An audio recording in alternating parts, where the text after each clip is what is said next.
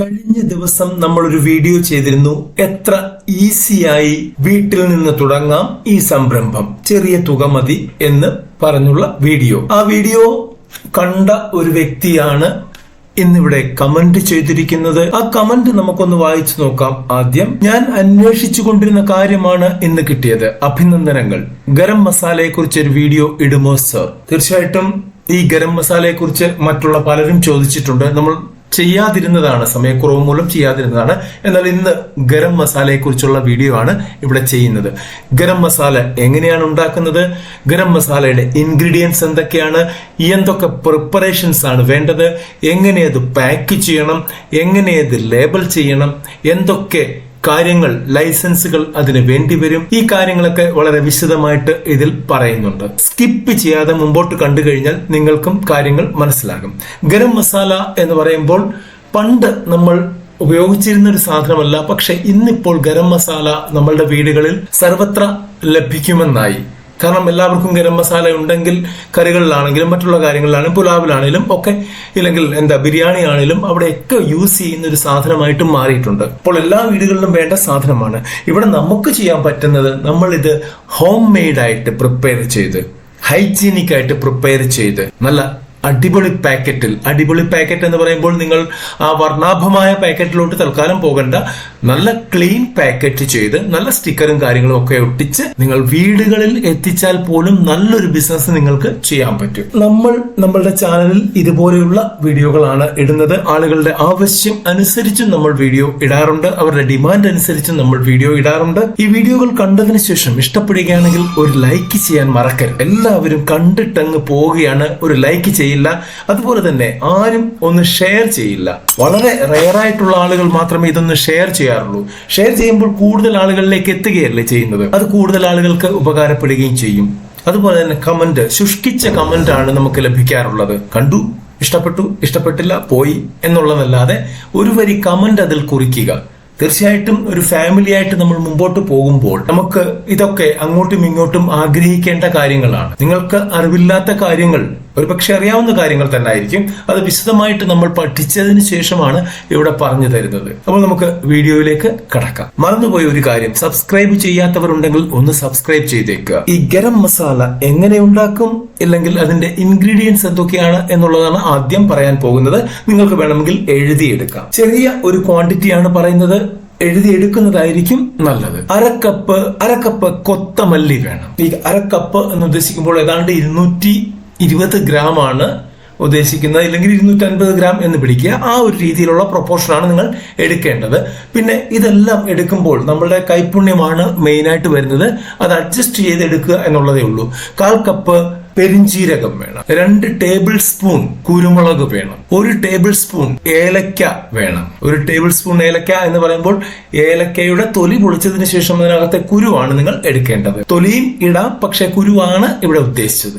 1 table spoon ഗ്രാമ്പൂ വേണം, 2 inch നീളമുള്ള കറുവാപ്പട്ട വേണം, ഒരു ചെറിയ ജാതിക്ക വേണം, ഇല്ലെങ്കിൽ ജാതിക്കയുടെ പൗഡർ ആണെങ്കിൽ 1/2 ടീസ്പൂൺ പൗഡർ ഇടുക, 2-3 വഴനയില വേണം. ഇത്രയും കാര്യങ്ങളാണ് നമുക്കിതിൽ വേണ്ടി വരുന്നത്. ഈ വഴനയില എന്നുദ്ദേശിച്ചത് വലിയ കാര്യങ്ങൾ ചെയ്യുന്ന ഒരു സാധനമാണ് നമ്മുടെ ശരീരത്തിന്. ഇതിനു വേണ്ടി മാത്രമല്ല, അതിനൊരു സ്മെല്ലുണ്ട്, നല്ലൊരു സ്മെല്ലാണ്. അത് കൂടാതെ തന്നെ ഒട്ടനവധി കാര്യങ്ങൾക്ക്, നമ്മുടെ ശരീരത്തിന് വേണ്ടിയുള്ള ഒട്ടനവധി കാര്യങ്ങൾ ചെയ്യുന്ന ഒരു ഇലയാണ് വഴനയില. നമ്മൾ ഇന്ന് കേരളീയർ അതിനെ തഴഞ്ഞിട്ടിരിക്കുകയാണ്. അതിനെക്കുറിച്ച് വിശദമായിട്ട് മറ്റേതെങ്കിലും വീഡിയോയിൽ പറയാം. എന്താണ് ചെയ്യേണ്ടതെന്ന് നോക്കാം. ആദ്യം നമ്മൾ അധികം ഹീറ്റ് ചെയ്യാതെ ഒരു പാനിൽ ഈ പ്രോഡക്റ്റുകൾ, ഈ പറഞ്ഞ ഇൻഗ്രീഡിയൻസ് എല്ലാം ഓരോന്നോരോന്നായിട്ടിട്ട് ചൂടാക്കി നല്ലതുപോലെ ഇളക്കിക്കൊണ്ടിരിക്കുക. ആദ്യം നമ്മൾ കൊത്തമല്ലി ഇടുന്നു, പിന്നെ അതിനുശേഷം പെരിഞ്ചീരകം ഇടുന്നു, പിന്നെ കുരുമുളക് ഇടുന്നു, പിന്നെ നമ്മളുടെ ഏലക്ക ഇടുന്നു, ഏലക്കയുടെ തരി, പിന്നെ ഗ്രാമ്പൂ ഇടുന്നു, അത് കഴിഞ്ഞ് നമ്മളുടെ കറുവാപ്പട്ട ഇടുന്നു, ശേഷം വഴനയില ഇടുന്നു. ഇതെല്ലാം നന്നായിട്ട് ഇളക്കിക്കൊണ്ടിരിക്കണം. ചൂട് കൂടാൻ പാടില്ല.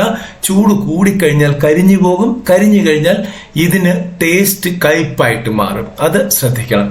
ഒരു മീഡിയം പരുവത്തിൽ ഇങ്ങനെ ഇളക്കിക്കൊണ്ടിരിക്കുക. അത് ഒന്ന് ചൂടായി അതിൽ നിന്ന് സ്മെല്ല്, അതായത് നല്ല ഒരു മണം വരാൻ തുടങ്ങുമ്പോൾ ഓഫ് ചെയ്യുക. ഇതൊരു 3-4 മിനിറ്റ് എടുക്കുന്ന ഒരു പരിപാടിയാണ്. ഓവർ ഹീറ്റ് ആകാതിരിക്കാൻ എപ്പോഴും ശ്രദ്ധിക്കണം. പിന്നെ അതിനുശേഷം മറ്റൊരു പാത്രത്തിലേക്ക് പകർന്ന് അത് കൂൾ ചെയ്യാനായിട്ട്, തണുക്കാനായിട്ട് അനുവദിക്കുക. തണുത്തതിന് ശേഷം, നല്ലപോലെ തണുത്തതിന് ശേഷം മാത്രമേ ഇത് പൊടിക്കാൻ പാടുള്ളൂ. അപ്പോൾ തണുത്തതിന് ശേഷം ഇത് പൊടിക്കുക. ഈ പ്രോഡക്റ്റുകൾ പൊടിക്കുമ്പോൾ ശ്രദ്ധിക്കണം, പല ഐറ്റംസും പല രീതിയിലുള്ളതാണ്. മിക്സിയിൽ വേണമെങ്കിൽ നിങ്ങൾക്ക് പൊടിക്കാം. ഇനി അതല്ലെങ്കിൽ നിങ്ങളുടെ തൊട്ടടുത്ത് പൊടിമില്ലുകൾ ഉണ്ടെങ്കിൽ അവിടെ പൊടിക്കാം. കഴിഞ്ഞ ദിവസം പൊടിമില്ലുകളിൽ പോയി പൊടിച്ചു കഴിഞ്ഞാൽ അത് കോസ്റ്റ്ലി ആകും എന്ന് പറഞ്ഞപ്പോൾ ഒരു വ്യക്തി വന്നിട്ട് പറഞ്ഞു അത് അവിടെ ലക്ഷങ്ങൾ മുടക്കുന്നതാണ്, അതുകൊണ്ട് അവർക്ക് അങ്ങനെ ചാർജ് ചെയ്തേ മതിയാകൂ എന്ന്. ശരിയാണ്, സംഭവം ശരിയാണ്, അവരുടെയും ബിസിനസ് ആണ്. പക്ഷെ നമ്മൾ പറഞ്ഞത് നമുക്ക് വളരെ കുറച്ച് തുകയിൽ ഈ 500-1000 ഒക്കെ കൊണ്ട് ഒരു ചെറിയ പരിപാടി തുടങ്ങുമ്പോൾ അത് നഷ്ടമാണ് എന്നേ പറഞ്ഞുള്ളൂ. നിങ്ങളുടെ വീട്ടിലെ മിക്സി ഉപയോഗിക്കാം, ഇല്ലെങ്കിൽ നിങ്ങൾക്ക് ഗ്രൈൻഡർ ഉണ്ടെങ്കിൽ അത് ഉപയോഗിക്കാം. ഇനി അതുമല്ലെങ്കിൽ ചെറിയ പൊടിമില്ലുകൾ ലഭിക്കുന്നുണ്ട്. കഴിഞ്ഞ ദിവസവും വീഡിയോ ചെയ്തിരുന്നു.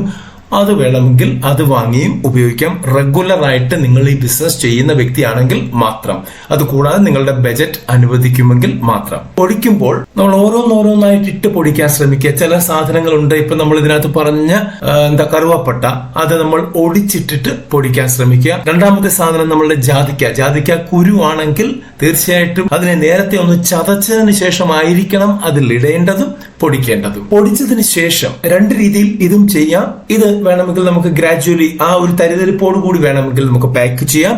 ഇനി അതല്ല, നൈസ് പൗഡറാണ് വേണ്ടതെങ്കിൽ അരിപ്പ കൊണ്ട്, നല്ല ഒരു അരിപ്പ കൊണ്ട് അരിച്ച് വീണ്ടും പൊടിച്ച് വീണ്ടും അരിച്ച് നൈസ് പൗഡറാക്കി നമുക്ക് പാക്ക് ചെയ്യാം. 2 രീതിയിലും ചെയ്യാം. രണ്ടാണെങ്കിലും ടേസ്റ്റ് ആയിരിക്കും. പക്ഷെ രണ്ടാമത്തെ രീതി ആയിരിക്കും ഏറ്റവും ബെറ്റർ. നന്നായിട്ട് നൈസ് പൗഡർ ആക്കുക എന്നുള്ളതാണ്. ഇത് സ്റ്റോർ ചെയ്യേണ്ടത് വളരെ ടൈറ്റ് ആയിട്ടുള്ള ഒരു കണ്ടെയ്നറിലാണ്, ഒരു പാത്രത്തിലാണ്. നമുക്ക് വലിയ വലിയ പ്ലാസ്റ്റിക് കണ്ടെയ്നറുകൾ വാങ്ങിക്കാൻ കിട്ടും, ഇല്ലെ സ്റ്റീലിന്റെ കണ്ടെയ്നർ വാങ്ങിക്കാൻ കിട്ടും.